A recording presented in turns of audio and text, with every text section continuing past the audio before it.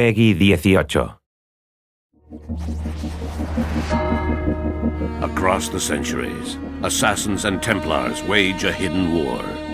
One side fights for freedom, the other for control. The fate of humanity hangs in the balance, and that balance is shifting. Welcome to Assassin's Creed Brotherhood Diaries.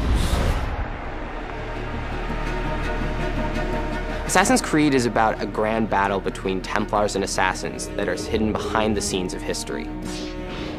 The Assassins are a force dedicated to maintaining and protecting our free will, and that sets them in direct opposition to the Templars, who are all about control. It's a very, very interesting universe where we have many levels of depth and many angles to explore. It's a totally immersive game where you get to relive amazing experience in a strong historical context. With Assassin's Creed, the fans are very important to us, and we know how many people are out there waiting for the next installment and are excited to see what's going to happen. So it's important on the story side that we deliver new twists, new turns, and that we continue the narrative the way we had begun. Assassin's Creed 1, as most of people know, was set in the Third Crusades during the 12th century. Assassin's Creed 2 was set in the Renaissance. This time around, we are going to focus especially on the city of Rome itself and on the life of Ezio, the second part of his life where he decides to build a new order, which we call the Assassin's Brotherhood.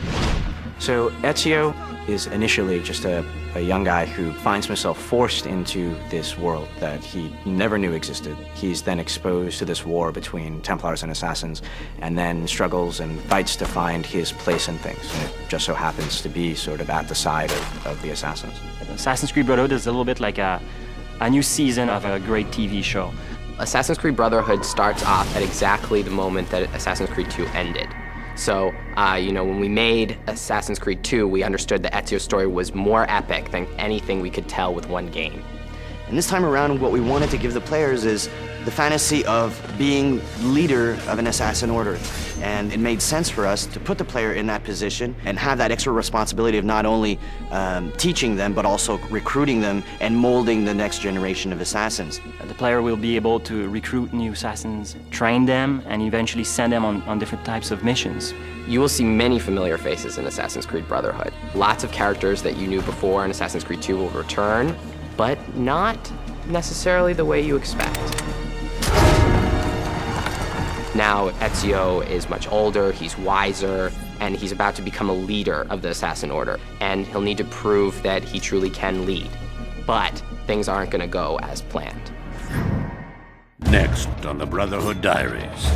We're introducing a fresh and unique multiplayer experience, so that's the first time we are doing that for the Assassin's Creed franchise. In Assassin's Creed Brotherhood, the player is going to get to actually create the Renaissance in Rome.